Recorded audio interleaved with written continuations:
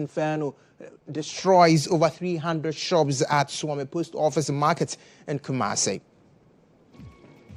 We will take you live to the MPP headquarters as Member of Parliament for Abetifi, Dr. Brian Agyabeng and former Central MP Kennedy Agyabeng are expected to file their nomination forms ahead of the party's presidential primaries. Death toll in ongoing solar tuna Kaaba rises to 11 with several residents displaced in the ongoing conflict. Oti Regional Minister urges health authorities to intensify public education campaigns in Oti Region to help curb typhoid fever outbreak.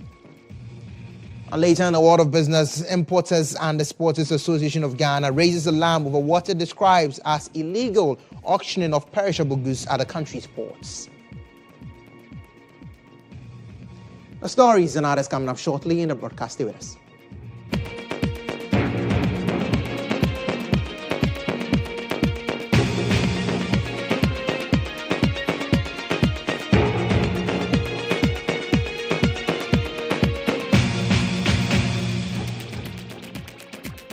Many thanks for your company. We are broadcasting live from our studios here at the Platinum Place here in Accra. My name is Emmanuel Agyabeng. We begin with the Middle Belt with a rather unfortunate news as the fire service has doused a fire which ravaged the Swami Post Office Market in Kumasi.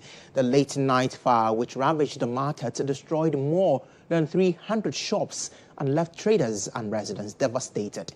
The incident is said to have occurred around 11 p.m. on Tuesday, August 26, 2025, and was intensified by the explosion of over 30 gas cylinders. The cause of the fire is yet to be determined. Earlier, traders blamed the extent of the destruction on what they described as the delayed response from the Ghana Fire Service when called upon. According to them, when they called earlier for help, by the time the fire engineers arrived, most of the markets had already been consumed by the fire. Let's listen to an eyewitness who spoke to us earlier. And I don't know where 12. Mrs. Store, or Poma dear, I know frame me. And I don't know where 12. Or no, father, and I miss some more chronom. Now me free chronom, Dimmy Cabidura. I may buy an essay. The Janet Demo had din. Aha, fire for not back, but woman Yako and Reganum, you know, Mabbe Dumja. If I have for no Mukas, no patrol anymore, no move to show the back a crack. The Janet Dems are, she said, if you know what to be a baby, it's me, my home to me, home. The Janet Dems are, the Janet, a ship, Janning in Ash. A Janu Kakraka in Janu Kakraka in Ash. Stores were walking in our store, another store actually, the Buan baby agent, Nin Ash. A ship, Hanu Januan Casadi, and Yaduan name toast in your manema for her. And a Hanu, Mrs. Sassi or Poma dear, and I know so now with the autumn say, you say, Coba and the moment on Cobo, I don't know. Just eyewitness accounts over that is brought to you. But also earlier, we spoke to the Ashanti Regional Fire Commander, Assistant Chief Fire Officer Peter Tete, and that's what he had to say about the fire incident. From this side, near the electric pool, that is what, and the fire spread very rapidly. And what they saw was a lot of explosions from gas cylinders in the 192 sheds over here. That is what we were told. We were called at 23:46 hours. And then the Bremen Fire Station got here at 23:57 hours. Yes, to tackle the fire. The sheds here are 192, and then the stores are made up of 25. At least those these were actually involved in the fire. Other buildings, residential buildings around were savaged. Very difficult to get access. And you know, where the fire has been parked on the road, you have to lay a lot of hoses before you get inside, which make it firefighting very difficult.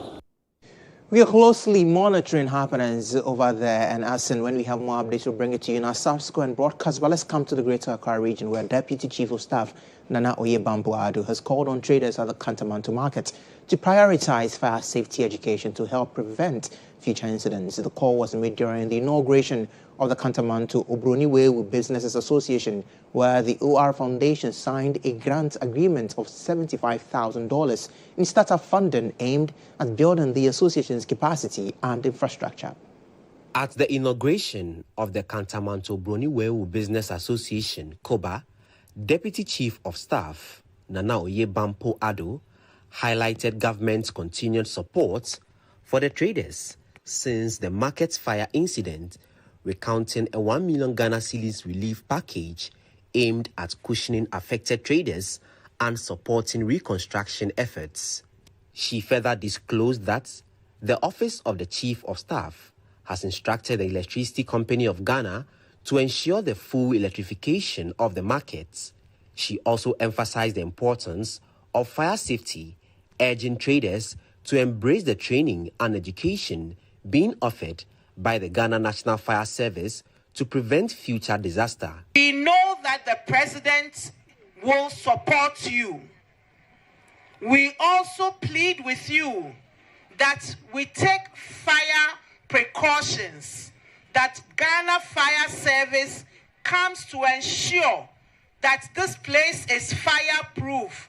All regulations relating to fire and safety, we plead with the chairman and executives and all of you traders. Also addressing the gathering, the mayor of Accra, Michael Kpakpo Alote, lamented how nearly 70% of the assembly's revenue is spent on waste management.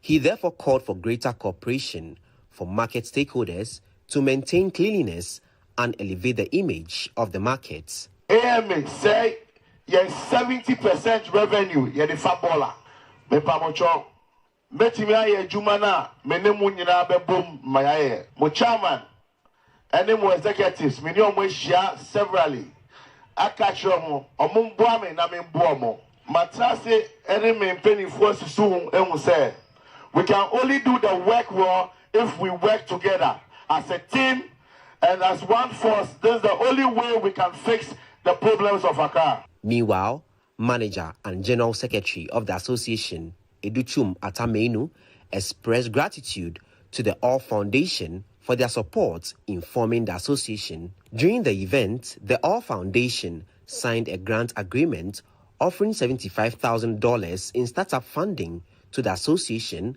aimed at building its capacity and infrastructure. All foundation. I want to boy my Nyak at CJ. Say, Jana, come, it's as in your back up and near the same size and the same height. And it is a American Ayakama, a fence so a month for the boy.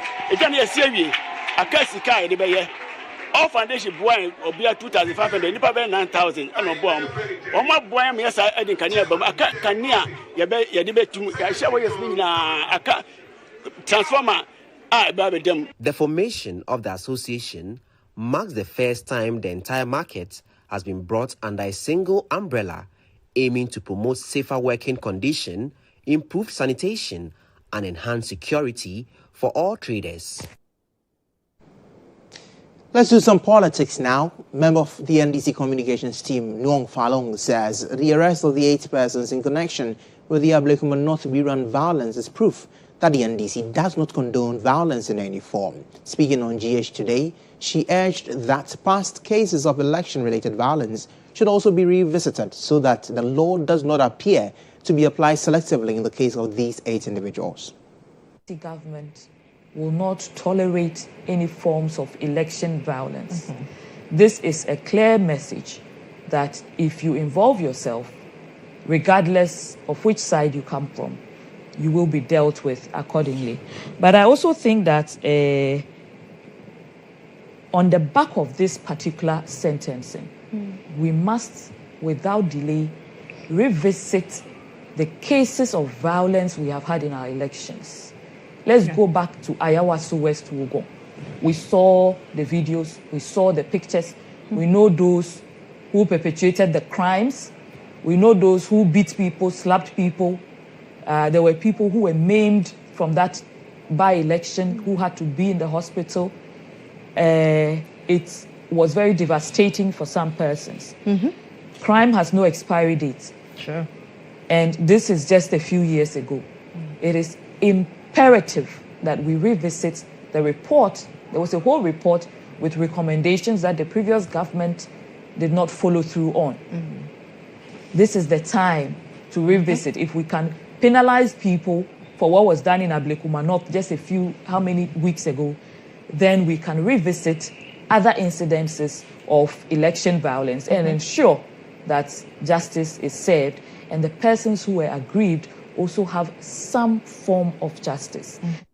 Well, the MPP welcomes this arrest, but has a contrary view to how these persons are being put out there. According to aide to Dr. Mahmoud Bawumia, Ellen Amadeko, she says that the faces of these 8 persons who were arrested in relation to the Ablekuma North Rerun violence should be reviewed. As well, when she spoke on GH today, she mentioned that their names alone, putting them out is not good enough, and that putting the pictures also out will serve as a deterrent for young people as far as election violence is concerned. We know when they arrest people for whatever, not crime, on suspicion of crime, they show the people. They went to arrest TikTokers who they said have spoken against the president. They showed their faces. So who are the 8 people that they said? It's not the names. Who are they? Why haven't they shown their faces? Where are they? Because usually they show them. So my first issue is, who are they? We should be able to identify them so that it also serves as further deterrent. Then when you go and you misbehave during elections, your face will be shown for the whole world to know that you are a criminal. So as much as I agree with them for doing what they have done, we need to know who those people are. Because the people who went to assault the journalists and Madam Hawa Kunsen and all that, their faces were shown on video.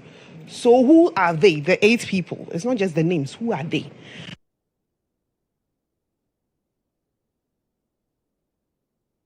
Well, we know that the 8 men have been convicted after pleading guilty to charges of conspiracy and assault in connection with the violent attacks during the Ablekuma North parliamentary rerun on July 11, 2025. The convicts, Muhammad Abubakari, Tijani Mahmudu, Prince Jakpasu, Anas Muhammad Hamda, Daku Tibu Samuel, Musa Muntari, and Ali Said, also known as Bomba, appeared before His Honor Isaac Ado at the Circuit Court here in Accra, where they admitted their roles in the incident. The victims included, of course, Mavis Kumson, the former Minister of State and former Member of Parliament for the Ewutu Senior East constituency, Majid Mohammed Sana, a trader, and Chris Lloyd Nikwe, Deputy Organizer of the New Patriotic Party. Well, my colleague and our legal affairs correspondent here at the EIB Network, Mutala Inuso, joins me because he sat in through the proceedings and has some more updates for us. Mutala, tell us, the judges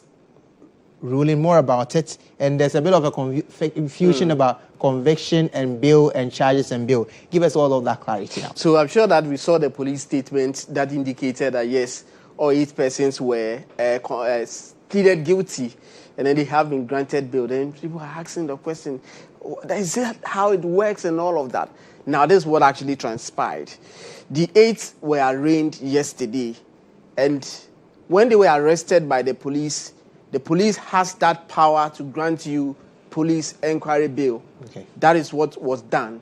So all 8, after they were arrested by the police and investigations were done, they were granted police inquiry bail, and all of them went to their respective home. Now, when the police was ready to arraign them, they were notified. So each of the 8 came directly from home. Okay. They were not in the custody of the police. They came from their respective home to the court. And when their pleas were taken in relation to the charges that were preferred against them, each of them admitted the offense and pleaded guilty. Instantly, once that is done, you are convicted on your own plea, simpliciter. Now, the court then have a discretion as to whether to sentence you instantly or to defer sentencing. Now, this is where His Honor, Mr. Isaac Ado, exercised discretion and make the point that, look, we have looked at the scenario, the situation, and then the matter before the court. The court was of the view that the accused persons came from home, they came to the court, admitted the offense, knowing the punishment associated with it.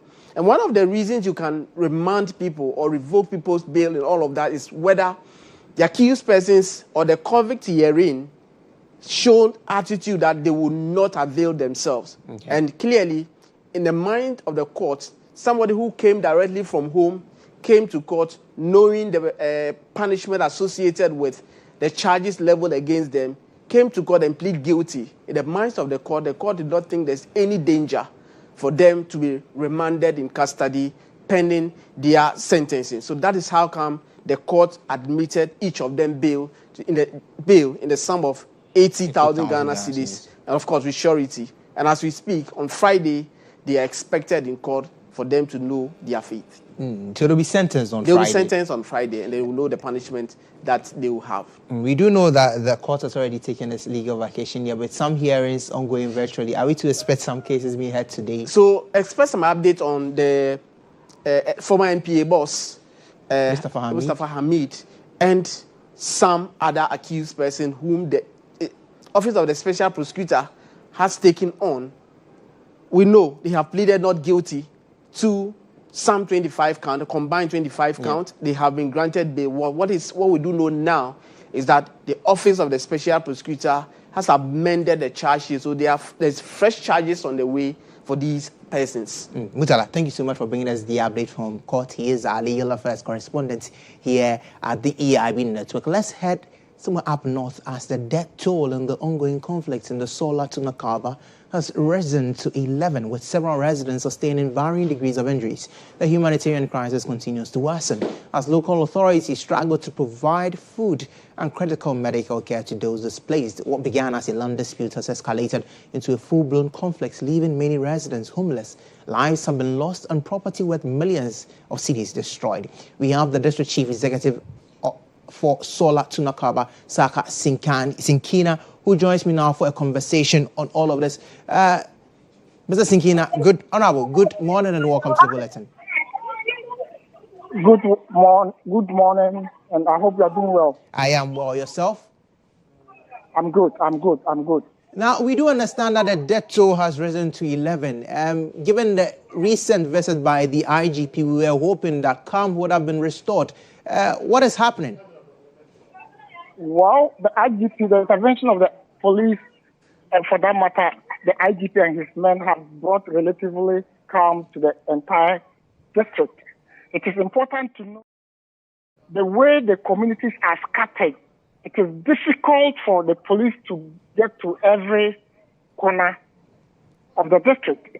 So, and in remote areas where it is difficult to have access are some of the areas where these killings are ongoing. And it is also important to note that this conflict has moved on all the way to the Bole Bamboi district. The Solatuna Kaba district shares boundary with Bole Bamboi. So some killings, 3 were done in the Bole Bamboi district. Can you hear me? I can hear you very well. Right. Now, 300 men, we were believing that these 300 men were deployed by the Ghana Police Service were enough to restore combat. As you rightly mentioned, the conflict is quite widespread. The humanitarian crisis over there, I do understand that there has been some donations to help feed indigents who hitherto were fleeing the area and now returning. What is the update on that, please? As of now, the humanitarian situation is very, very bad. Very, very, very bad. We have women and children all over. As I'm speaking to you, I'm just at the police station where the Honorable Member of Parliament just donated some few, just arranged for some small rice, about 100 packs of rice, boiled rice. And if you can see the number of children and women in the queue, I wish we are on Zoom. You will see. And you wouldn't like it. It's too bad. In fact, as I speak to you, with the exception of what this Honorable Member of Parliament have done, no single individual or organization have personally contacted me to do any donation. Earlier when we engaged you, the concern was that when you're feeding some of these residents there, the feuding factions seem to ascribe you to a certain particular faction. Is that narrative changing over time? No, the narration is still the same. The only fortunate thing is that NADMO, with the help of Red Cross, have been able to mount some tents, and as I said, the food items were arranged and through NADMO. It is NADMO currently that is handling the feeding of the small children. Has the IGP left town, or he's still engaged in the RESEC on how best to deal with this matter? No, the IGP, I traveled with him. We went with the regional minister and a high-powered military leadership. We went to a number of villages, Vinayiri, Kalba, a number of them. We came last night around 10 to 11 thereabout. We also engaged a number of the Gonda chiefs. Unfortunately, we were not able to engage the force because almost every town they have deserted and you can't get any leader. Just about a couple of minutes ago that the leadership or the Council of Elders of the bishop got in touch with me, asked me to liaise with the Gonda chiefs so that they can come for a dialogue. Sigina Saka, thank you so much for speaking with us. We'll come to you for more updates in our subsequent broadcast. He is the District Chief Executive for Solar Tuna Kalba. The OT Regional Minister GHOne is urging health authorities and community leaders to intensify public education campaigns to help curb the outbreak of typhoid fever in the region. This call comes in the wake of a troubling surge in cases, with the region recording over 10,000 confirmed cases of typhoid fever in the first half of 2025. The alarming figure has raised serious public health concerns among residents and authorities alike. Speaking to Star News, Mr. Agyabeng stressed the urgent need for coordinated efforts to educate the public on proper hygiene practices, safe water drinking methods, and sanitation measures to prevent the further spread of the disease. That is that we have formed a task force to go around all the district assemblies and to educate them on our sanitation issues. We did that for 6 months. We have informed all our health institutions to go around to announce to the people of Oti what we are going through. We've done that one for 6 months. After that one, we formed a task force, and we formed a task force for the environmental sanitation, a team in Oti region. And they are going around to go around all the districts and, towns in Oti to inform and implement laws that will make this thing come down. We've done that one. We've spoken to our hospitals. They are also, on the lookout, and they are trying to do what also they can to help Oti out of this menace. Let's bring in some form of education on this particular subject and also discuss preventive measures when it comes to typhoid fever. We have been joined via Zoom now by the Greater Accra Regional Health Promotion Officer for the Ghana Health Service, GHOne Tia Jagli. Madam Eunice, many thanks for your time this morning. 10,000 for the very first half of the year in OT region. If you look at past trends, is this something that we should be really worried about? Thank you, and good afternoon to your cherished listeners. It is a significant number that will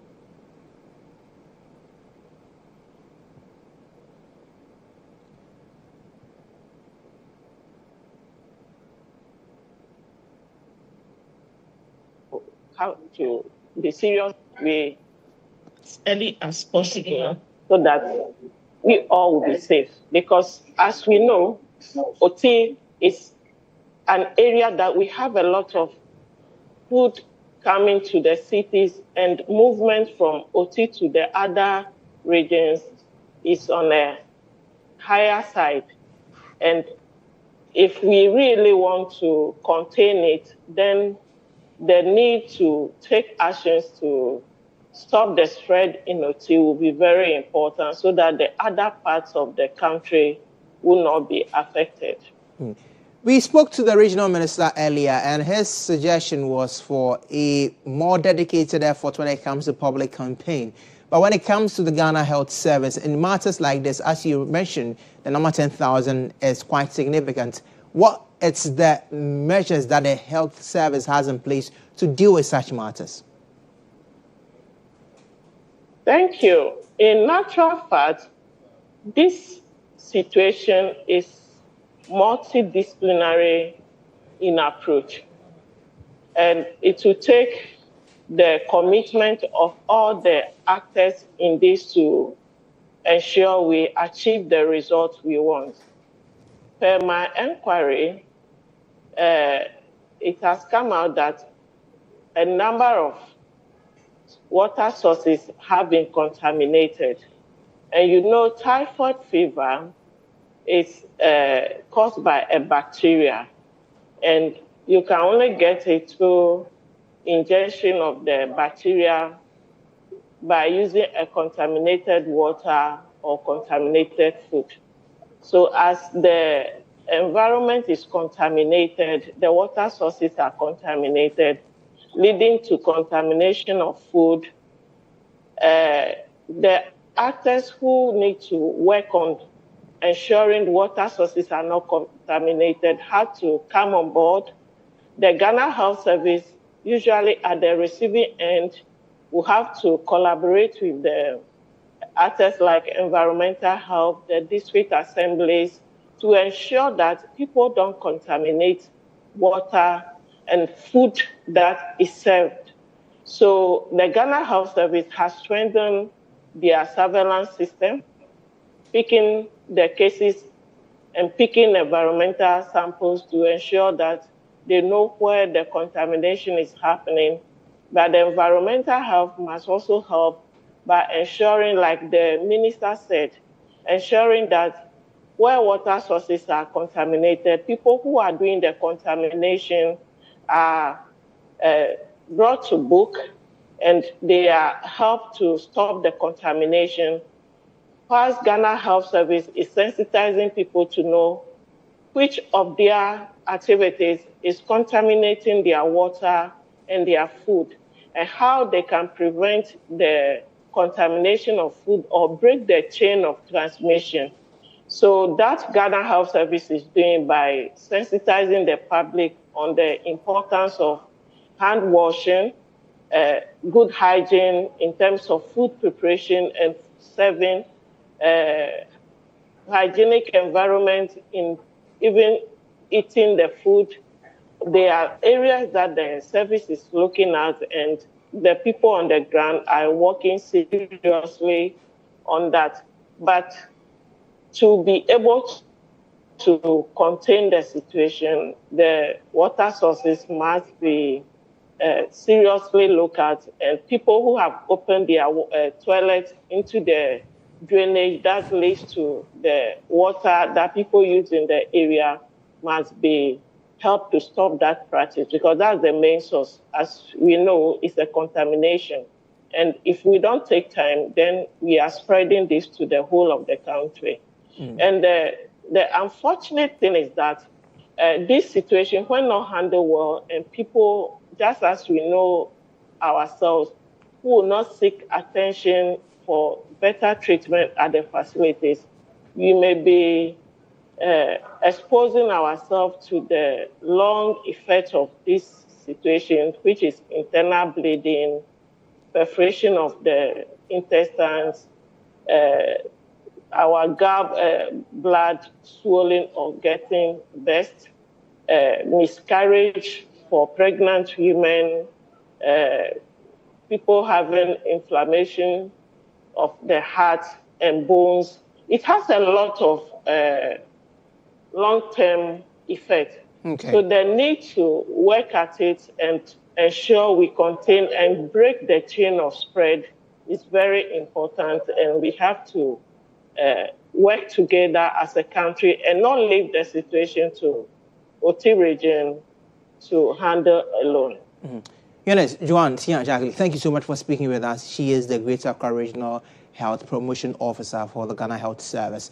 Let's turn our focus back to some politics now and focusing on the MPP's presidential primaries. And as the ticket is heating up for who becomes the flag bearer, hopefuls have begun filing their nomination forms ahead of the party's much anticipated presidential primary slated for January 31, 2026. Leading the charge, former MPP General Secretary Emmanuel Agyabeng was the first to file his nomination on Monday. He was accompanied by a group of enthusiastic supporters, signaling a strong intent to return to the forefront of the party's leadership. Expected to follow suit today is Member of Parliament for the Abitibi constituency, Dr. Brian Agyabeng, alongside the outspoken former Central MP Kennedy Ohene Agyapong. Also set to file nomination tomorrow are the former Vice President Dr. Mahmoud Bawumia and Member of Parliament for the Bosomtwe constituency and former Minister for Education Dr. Yao Osei Educhum, both of whom are widely seen as key contenders with solid backing within the party. Well, as well, the MPP is expected to hold their keenly contested primary, with many party delegates making a final call on who will lead them into 2026. Today as well, we are expecting to have a presser led by the communications director for the party, Richard Anyagba. My colleague Obed King-Aglo is currently stationed at the party's headquarters and he joins us live with more. Obed, what is the mood there? Who is coming now? Right, so Emmanuel Agyabeng right here at the national headquarters of the New Patriotic Party. The race for the MPP flag bearership is on as various hopefuls have begun filing their nomination ahead of the presidential contest.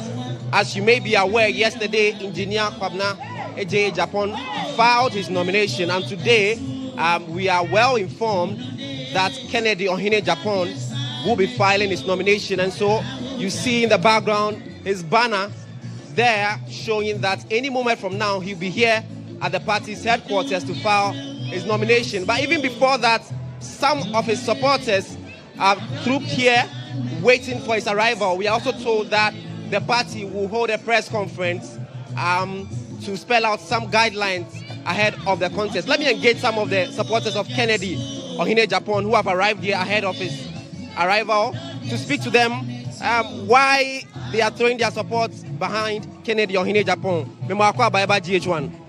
Ya oba. Na yehu say ndey mo piem wo ha mo support Kennedy Agyapong.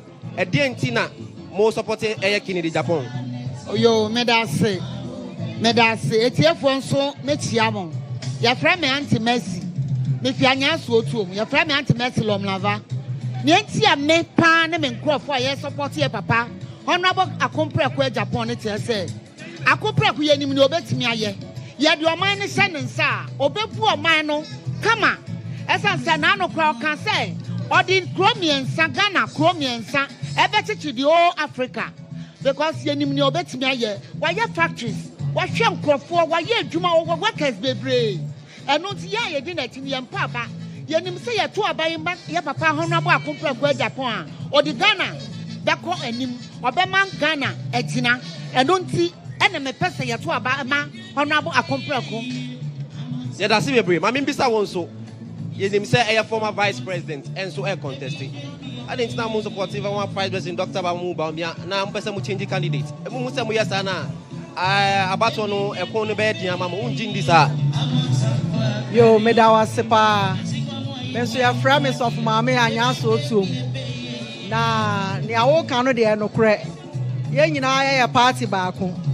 Now so ya hwemu a ye hu se Honorable Ken Agyapong Kennedy Agyapong na ni wo yan ya ye wo fom ne so obu anu a onya tumidi a esorofo ne nko a na so no de okay about yan ya ye wo fom eti se mpo oba obehwehwe yan ya ye wo fom wa hu nti wo mo ya hu se yan so ya hu hia aha yan so ya hu hia ana tu say the abani man no be your president ye nim say obetumi asesa Ghana obetumi ama omo ni bie eho atowom enyanka eho betowom ekunafo eho betowom mobrofo eho betowom efiso yo bia ono nko a ni odidi a omo bidi enu ti ne yenso so ye gina o say sa obidi hia obi wo kire no na mimi nya sika fa amoa no na Honorable Kennedy Agyapong betumi abo nipa no dia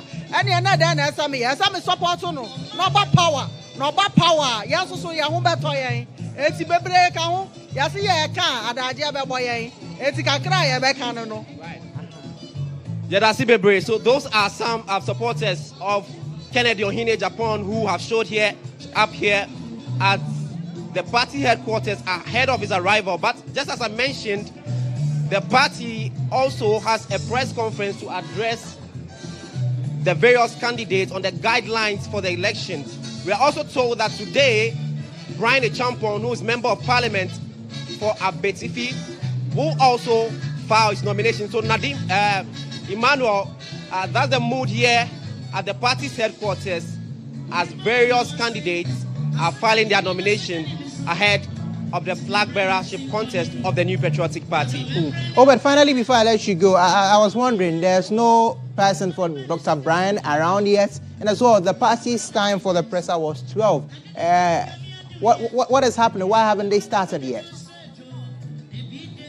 Right, so currently, any moment from now, we may be going inside to join them so that the press conference will start. But we are also informed that Brian Agyabeng will also arrive somewhere around 2 p.m. to file his nominations. We see some buses parked outside, showing that some of his supporters have arrived.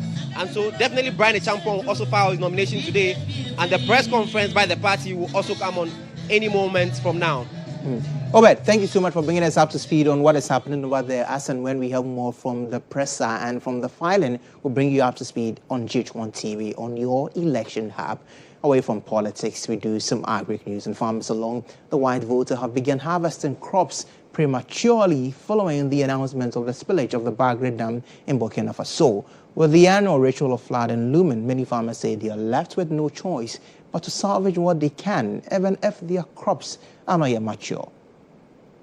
Low-lying communities and farmlands along the White Volta, including Galaka, Kuzongo, Sapeliga, Sakpari, Kobori, Yarigu, Bazwa, Gumioko, Timonde, Nafkoliga, Bayokpa Sako, Dagunga, and Zangoiri are bracing for the floods. The impending spillage has forced farmers to rush to their fields, harvesting maize, rice, groundnuts, and soybean crops long before maturity. Many of these crops are already rotten due to earlier floods.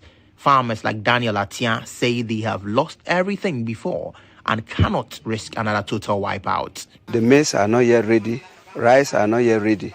So we are appealing to the government of Ghana, NGOs, to come to our aid. Farmers at Sapeliga and others, including Awenlega Gabriel of Komore and Rahinatu Idrisu, are calling on the government to intervene.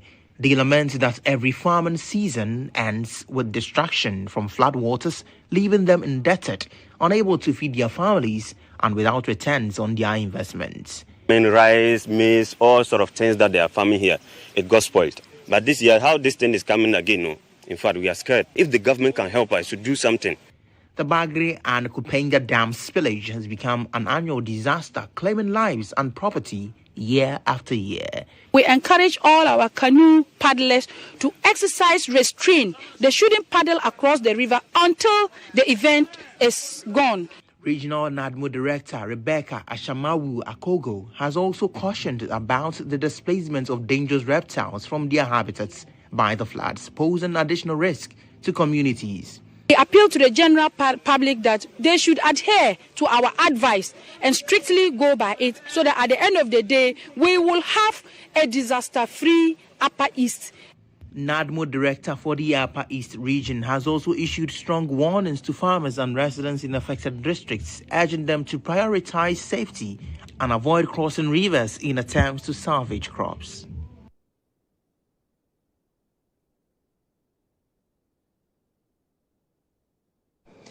A suspected armed robber has been shot dead following a gun battle with police on the Donko Krum Agode Ke Highway in the Afram Plains North District in the Eastern region. The incident occurred after intelligence suggested that a gang of armed robbers were planning to attack travelers on the busy stretch.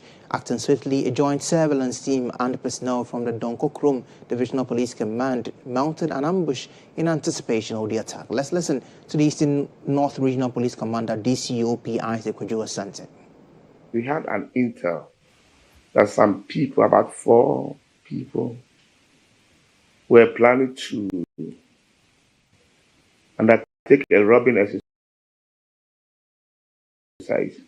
on Donko Krum Agadeke Road. So based on that, we went and laid ambush on that. And because we didn't know when the incident was going to happen, but we were there for almost the whole day into the night, around 7 p.m. Then we came across the suspects. In fact, when the police started chasing them, they shot at the police, and we also returned fire. So while chasing them and returned fire, one of the suspects was gunned down, but they abandoned the weapon that they were holding and the 2 motorbikes that they were using and ran into the bush. Apart from the weapon, there were ammunitions too. There were ammunitions. There were talisman. Then a substance that is in a bottle that we suspect to be honey. But I think we will take all those things to the lab when it comes to the investigation. Yeah. So this is what the police in Donkokum and Eastern North have been able to do. And we are doing all this because we want the safety, the security of the people we are serving within the jurisdiction. Acting Director of the Pantine Psychiatric Hospital, Dr. Yenuson Malik, is appealing to the government to fully implement provisions of the Mental Health Act 2012, Act 846. He says without a dedicated mental health fund or levy, patients continue to pay out of pocket for services that should be legally free, hindering access to care and slowing progress towards universal health coverage. Psychiatric Hospital, one of Ghana's 3 main psychiatric care facilities, remains under-resourced more than a decade after the passage of the Mental Health Act. And Section 80 of the Mental Health Act 2046 makes provision for the provision of a mental health fund. And when you look further into the Act, the Minister of Health, with the Minister of Finance, is supposed to indicate where the clear source fund is supposed to come, but that has not been done. Acting Director Dr. Yenuson Malik says while the law provides for free mental health services and a dedicated mental health fund, those provisions have not been fully operationalized. Right now, people pay out of pocket, and it is not helping people to access care. And in line with we moving towards a universal health coverage, whereby everyone, everywhere is supposed to have quality health care without risk of financial harm. I call on government once again to ensure that we have a mental health levy that we can then channel a lot of funds. Dr. Malik is calling on the government to establish a mental health levy or ensure adequate funding for the mental health fund and to extend coverage for common disorders such as depression, anxiety, bipolar disorder, and schizophrenia under the National Health Insurance Scheme. So we are hoping that this can be done as soon as possible so that our clients, our citizens can access mental health care. People can then be able to get access to these medications. Because the medications help a lot. They're treatment for most of the mental health disorders, but without the money to buy these medications, how then do you get care? Patients are therefore forced to pay out of pocket for admissions and medications, an obstacle to access and treatment. We have the business brief up next. The Business Brief is brought to you by CompuGhana, passion for technology.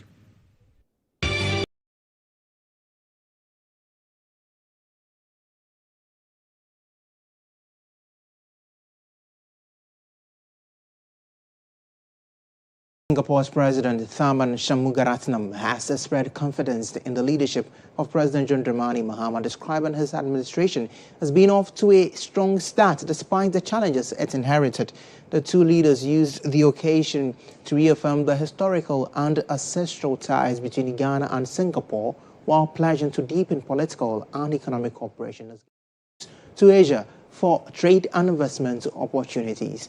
As part of the official welcome ceremony, President Mahama inspected a guard of honor mounted in his honor.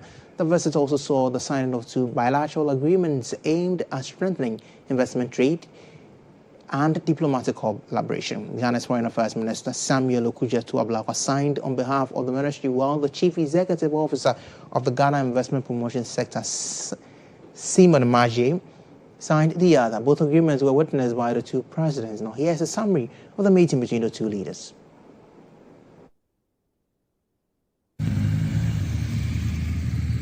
From those days, we've always viewed Ghana as a key player, not just in West Africa, but in Africa as a whole.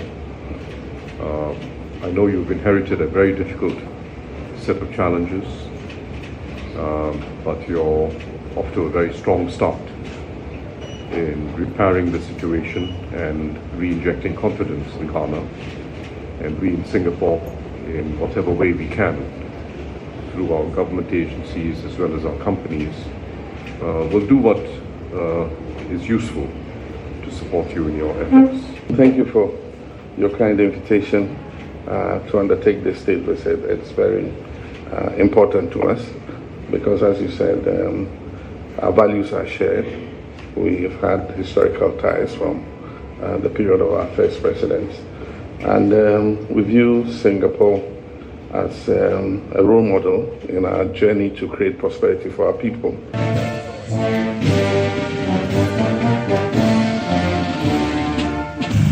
Well, Singapore is a strategic port city and country when it comes to the continent Asia. But let's talk about our port here in the country, because the Importers and Exporters Association of Ghana have expressed worries about what they believe is a cartel manipulating the auction system to dispose genuine imports of their goods, particularly frozen foods. I have with me now the Executive Secretary of the Importers and Exporters Association, Mr. Samson Awengobet. He is the Executive Secretary.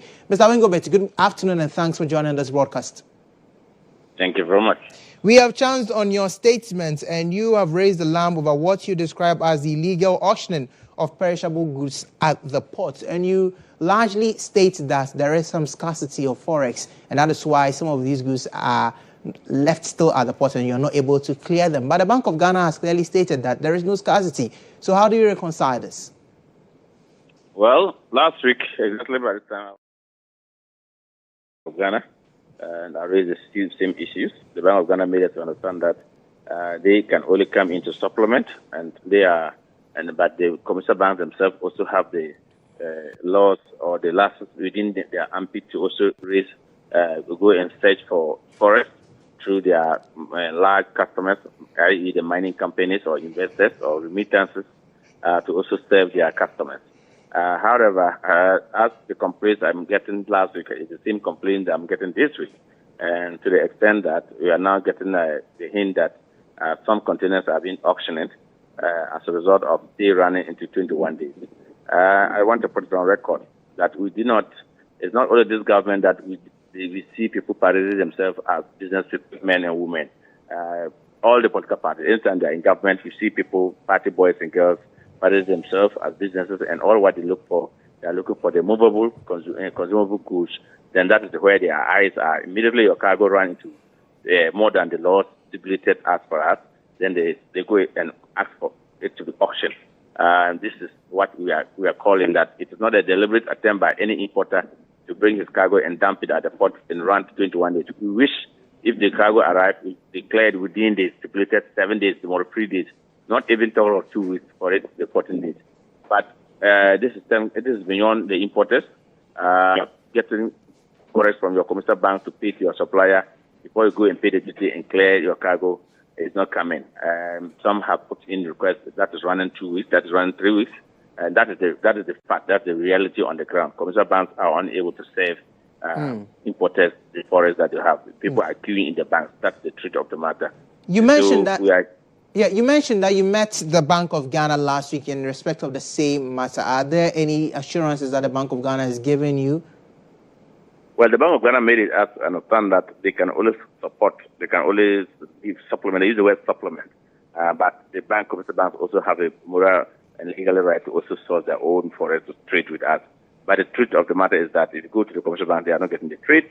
And nobody wants to go to the black market at such a high rate of 12 cities or 30 cities to $1. No. When in the commercial bank, it's about 11 cities. It's still good. It's still better than going to the black market. Point is, why would the commercial bank not have in the forest, but the Alaji has the forest? How did the Alaji get it? That is where, the Bank of Ghana issued a statement last week that they are asking commercial banks not to allow people to come and withdraw large scale of money, especially the foreign currencies. Because people are hoarding it. Other people are hoarding the forex, waiting that the cities will depreciate and then they'll bring it and make millions of Ghana cities or whatever. We don't know. But we are appealing to the government that it is not a deliberate by any importer to bring the frozen chicken and kept it at the port for this. It is as a result of the challenges we are getting, not getting the forex, And we want government to intervene to stop this auction of these containers, and to want government to also intervene so that there will be forest availability, and then we can get forest to pay our suppliers. What it means is that if you don't get the forest to pay, and then the container is being auctioned, the importer suffers so many consequences. The supplier will never agree that your container was auctioned. So the supplier will always come for his invoice value, be it $30,000, $40,000.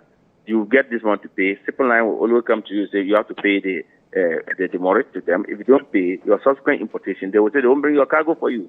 You see, or it end up losing the businesses and end up going out of businesses. It is a plea that we are appealing to the government that they should step in. Where we saw the stability, we saw inflation has come down, we saw exchange rate, exchange rate is very stable. We saw the even interest rate has all come down. In prime rate has come down to 25% or so. The government has done very well, extremely well. But however, this is the challenge. The forest is not available for them to get. It is everywhere. Everyone is complaining. That's what we are bringing to the attention of the government. The appeal is one thing. Is there any other action that your association are considering if you don't get some relief immediately? It's early days. We just have to draw government attention. I'm sure it's all over the country. The government will just take a second look at it, and then we cannot threaten that we will do A or B. We think that we can only lobby with government. We can only work with government, and that's why we are bringing to the bear that Bank of Ghana assured us, yet we still have these complaints coming to us. That's why I'm raising this issue at this point in time. Mr. Wingobet, thank you so much for your time. Samson Saki Wingobet is the Executive Secretary for the Importers and Exporters Association of Ghana. Away from imports, we talk energy, and the Sector Minister, Dr. John Jinapor, has indicated that existing fueling stations will be repurposed for electric vehicle battery swapping points when the country transitions fully to clean energy. He made these remarks during his keynote address at the Future of Energy conference organized by the Africa Center for Energy Policy here in Accra. Fueling stations we are talking about, because the batteries for these EV vehicles are getting smaller and smaller. And what I see is that in future, these petrol, diesel, or fossil fuel stations will become EV battery stations. And people will no longer have to park their cars to charge their vehicles over minutes or hours. You should be able to drive through these same fueling stations and just replace your battery and keep driving on.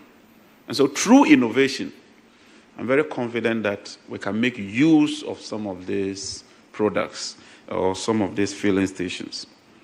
We are also scaling up solar projects and mini-grids to underserved communities and supporting productive uses of energy. And so far, we've launched a project to connect 150 island communities to electricity, not through the national grid, but by using utility-scale solar. The Ghana Nuclear Power Program for nuclear energy as a reliable base is also on the table. Regional power integration to deepen our participation in the West African Power Pool to strengthen resilience and cost-effectiveness is also witnessing significant milestones. And that does it for the business brief. Up next is the latest in our world of sports, and is being presented by Benjamin Benghazi. Business Brief was brought to you by CompuGhana, passion for technology.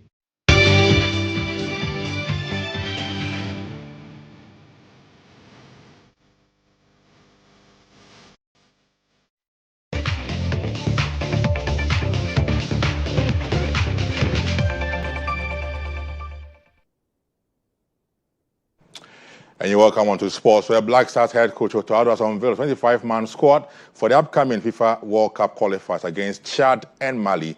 The list includes returns for Thomas Taipate and Kamaldeen Sulemana, and of course, we have 3 goalkeepers, 8 defenders, 6 midfielders, and 8 forwards or attackers. The Stars will face Chad on Thursday, September 4 at the Stade Olympique in N'Djamena. That's in Chad, before hosting Mali on Monday, September 8 at the Accra Sports Stadium. The Stars are ready to start campaign on Sunday, September 1 here in Accra as they look ahead to the big games involving Ghana and Chad away, and then, of course, Mali here in Ghana, Accra.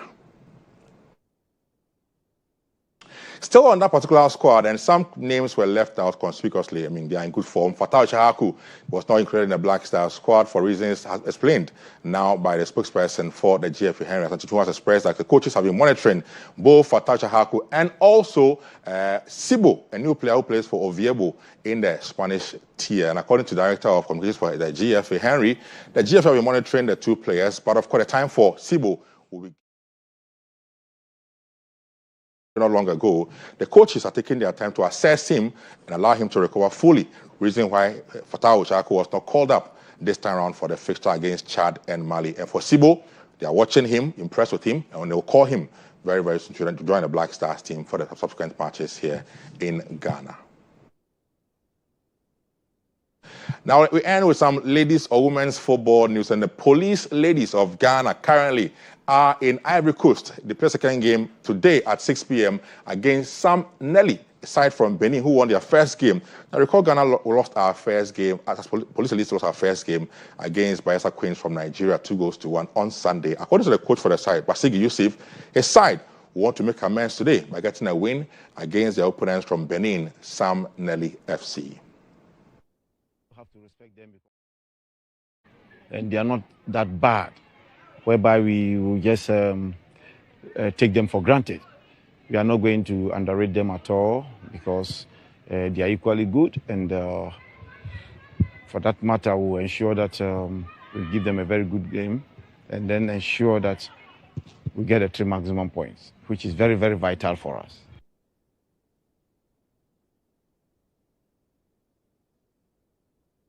Yusuf Basigi is a coach for the police ladies side from Ghana in Cote d'Ivoire for the WAFO Champions League qualifiers in Africa. That should be it for us in sport. Back to you, Agyabeng, for the rest of the bulletin. Well, up next, we have some international news. Stay with us.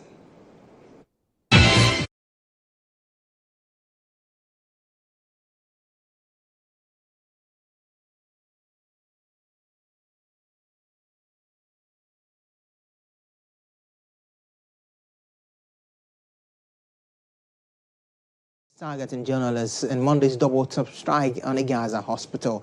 The first strike hits the top floor, killing a camera. From the Reuters news agency and one person, people rushed to help when the second projectile landed.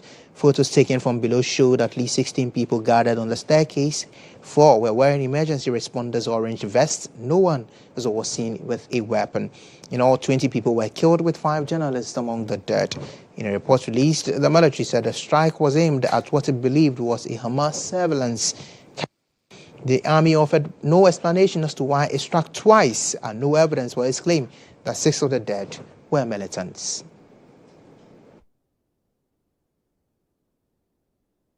And that's it for the entire 16 minutes broadcast. On behalf of my producer Nadima, Umar, Uthman, and Alice Aite, me, and we say thank you so much for watching. My name is Emmanuel Agyabeng. Have a wonderful afternoon.